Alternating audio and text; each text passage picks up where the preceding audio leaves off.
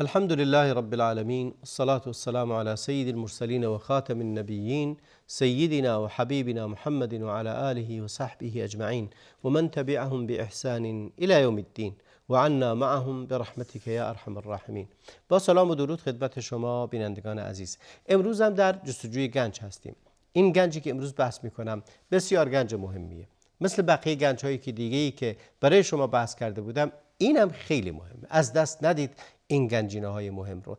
برای خودم، اونهایی که غافل بودیم از این موضوع، اونهایی که تا الان به این توجه ویژه نکردیم، از امروز به بعد این گنجینه رو از دست ندید. دست شما روی یک گنج عظیمی است ولی نمیدونید. ببینید چقدر مهم است این گنجی که امروز بحث میکنم. گنج رفتن به مسجده.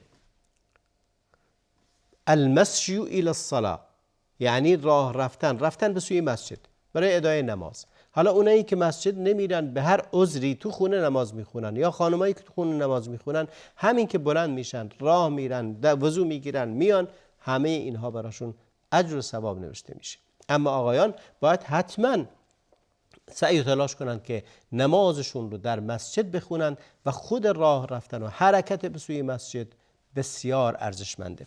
نگاه کنید این گنج رو، ببینید که رسول الله علیه السلام همونطوری که ابو هریره روایت کرده میفرماید که من غدا الی المسجد او راح اعد الله له نزله من الجنه كلما غدا او راح.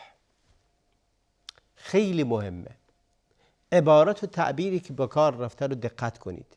میفرماید هر کسی که بره به طرف مسجد یا از مسجد برگرده به سوی خونه خودش، غدا او راح، چه بره چه برگرده، خداوند جایش رو در بهشت برایش مهیا میکنه.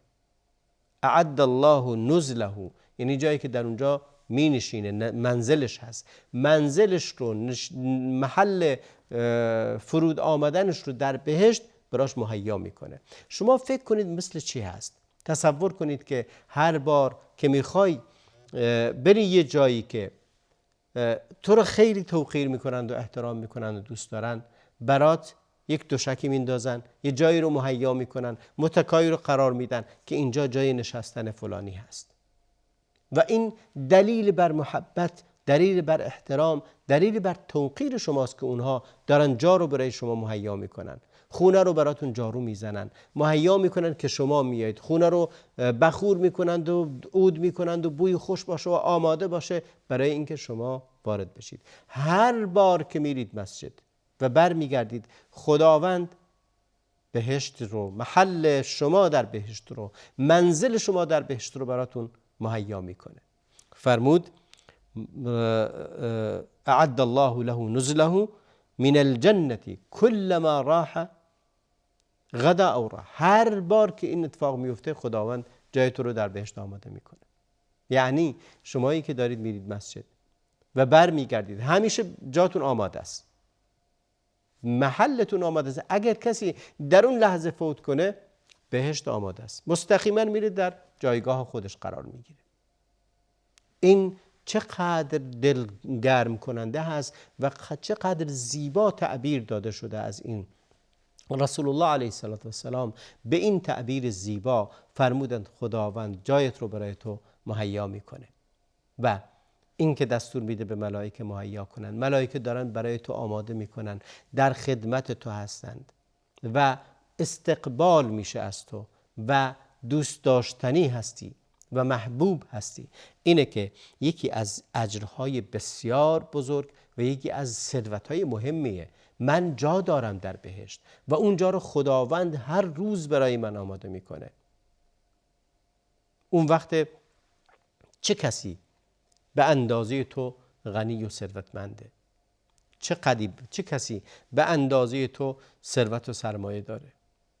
شما تصور کنید سرمایه دارترین فرد این دنیا رو، وقتی که بره خونه خودش، فرض کنیم خونش رو برای مهیا کردن، همسرش میاد استقبالش، خونش آماده است، همه چی آماده شده، مرتب شده، این رو شما در نظر بگیرید. ولی آیا اون استقبالی که خداوند از بنده های مؤمنش که نمازهاشون رو میخونن، میرن مسجد و میان، آیا استقبال مثل استقبال این دنیا و خدم و حشم دنیا هست؟ که چه بسا در دل کینه و حقدشو دارن ولی به خاطر پولش دارن این احترام بهش میذارن. ولی خداوند اغنى الاغنیا هست که نیازی به ثروت من و شما نداره. به خاطر عبادتی که انجام میدیم، راهی که میریم به طرف مسجد و برمیگردیم، خداوند خونه ما رو آماده و مهیا کرده، جایگاهمون رو. حدیث بعدی رو بخونم.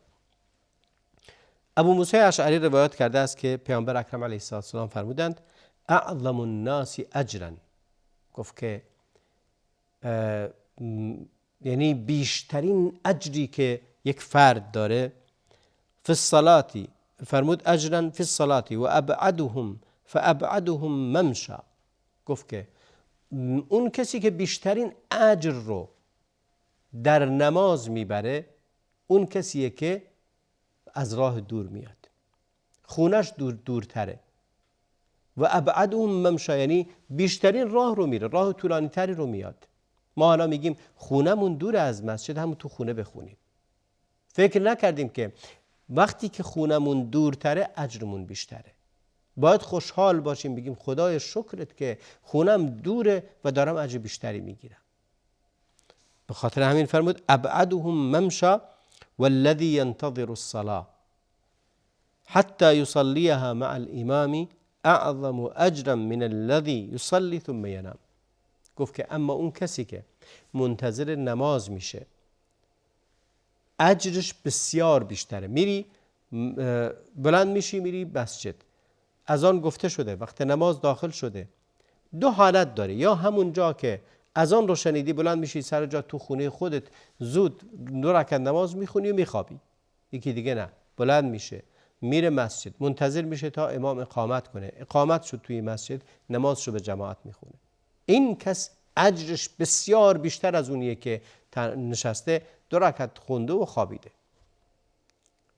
چقدر مهم هست انتظار نماز کشیدن، بسیار بسیار اجر داره. حدیث بعدی رسول الله علیه السلام فرمودن من تطهر فی بیته، کسی که تو خونش وضو بگیره، ثم مشى الى بیت من بیوت الله، رفت به طرف یکی از خونه های خدا یعنی مسجد، لیقضی فریضة من فرائض الله، تا یکی از فرائض رو بخونه، نماز فرض رو، فرض صبح، ظهر، عصر، مغرب و عشا، هر کدومشون رو بخونی، برای هر کدوم که رفتی، کانت خطواته احداهما تحط خطیئة والاخرى ترفع درجه. تو خونت وضو گرفتی، داری میری به طرف مسجد، میری به طرف خانه خدا، نماز بخونی، هر فرضی باشه، هر گامی که بر میداری یک اجر نوشته میشه و هر گامی که میذاری یک گناه پاک میشه. یعنی شما هر قدمی که برداری گناهی ازتون پاک میشه و قدم بعدی یعنی برش میداری میذاریش درجه‌ای بالا رفعت پیدا میکنی. فرمود احداهما تحط خطیئه والاخرى ترفع درجه، یکی از قدم، یک قدم بر میداری، قدم دیگه، یک قدم گناهت بخشیده میشه، قدم بعدی درجاتت رفعت پیدا میکنه، درجاتت بالاتر میشه در نزد خداوند و در بهشت و در دنیا هم همچنین. اینها گنجی هستند که ما نباید از دست بدیم. چقدر ما نیاز داریم به اینها و این گونه است که خودت رو ثروتمند باید بدونی. این همه اجر و ثوابی که وجود داره رو نباید از دست بدی. در حدیث دیگری فرمود این لکم بكل خطوة درجه، هر قدمی که برمیدارید یک درجه میگیرید. در حدیث بعدی تر فرمود خداوند درجات تو رو بسیار زیاد کرده است، رفعت درجات بهت داده و درجات بسیار زیادی رو برای تو در نظر گرفته. اینه که نباید این رو از دست بدیم. من این حدیث رو بخونم. میگه عن ابی ابی بن کعب رضی الله عنه قال کان رجل لا اعلم رجالا ابعد من المسجد منه. یکی بود میگه هیچ کسی نبود به اندازه اون خونش از مسجد دور باشه، خیلی خونش دور بود. و کان لا تخطئه صلاه، یعنی هیچ نمازی هم ازش فوت نمیشد. خونش از همه دورتر بود و هیچ نمازش هم فوت نمیشد. در همه نمازها اول از همه حضور داشت. فقیل له، بهش گفتند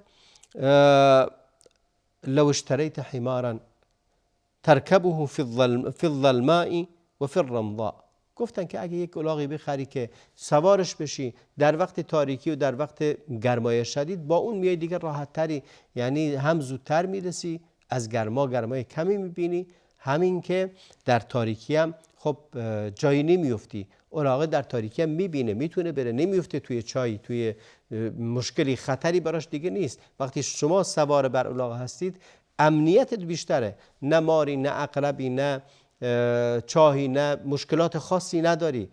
با این بیا، یه الاغ تهیه کن و سوارش بشو، بیا و هم از گرما محفوظت میکنه، هم از خطرات دیگه ای که وجود داره.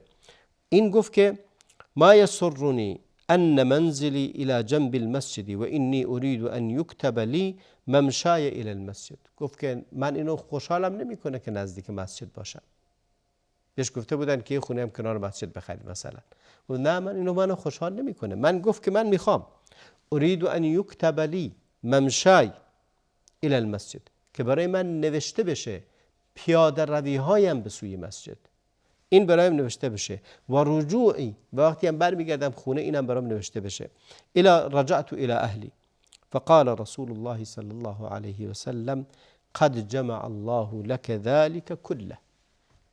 گفت که همه اینهایی که گفتی خداوند همه رو برات جمع کرده، یعنی تمام قدم هایی که برداشتی به سوی مسجد و تمام قدم هایی که برداشتی و برگشتی خونت. و این است که انسان قدر این نعمت بزرگ رو بدونه و اینکه چقدر گنجینه مهمی است و ثروت زیادی رو به شما اضافه میکنه. شما سرمایه دار هستید، اگر در کنار میزان، پای میزان نشستی روز قیامت، اومدی پای میزان و حساب و کتاب میبینی، با هر قدمی که برداشتی اجری گرفتی، با هر قدم دیگری گناهی پاک شد. الان پای حساب هستی میبینی خیلی ثروت داری. ثروتمندی روز قیامت بسیار مهمه. حدیث دیگری رو براتون بخونم. در حدیث جابر است که میفرماید که قال اراد بنو سلمه ان ينتقلوا الى قرب المسجد. بنی سلمه میخواستن بیان، منزل خودشون دور بود از مسجد، میخواستن بیان و در نزدیک مسجد پیامبر علیه السلام در اونجا خونهاشون رو اونجا منتقل کنن و اونجا خونه بسازن. و این خبر به پیامبر اکرم علیه السلام رسید. پیامبر بهشون گفت که انه بلغنی انکم تريدون ان تنتقلوا قرب المسجد. گفت که من شنیدم میخواید منتقل بشید به نزدیک مسجد بیایید. قالوا نعم یا رسول الله. گفتم بله ای رسول خدا، چنین هست. و قد اردنا ذلك. میگه همینو میخواستیم، تصمیممون این بود این کارو بکنیم. پیامبر فرمود صلی الله علیه و سلم یا بنی سلمه، ای بنی سلمه، فرزندان سلمه. و بنی سلمه خب یک قبیله بودن. دیارکم تکتب آثارکم، دیارکم تکتب آثارکم. گفت که در دیار خودتون بمونید.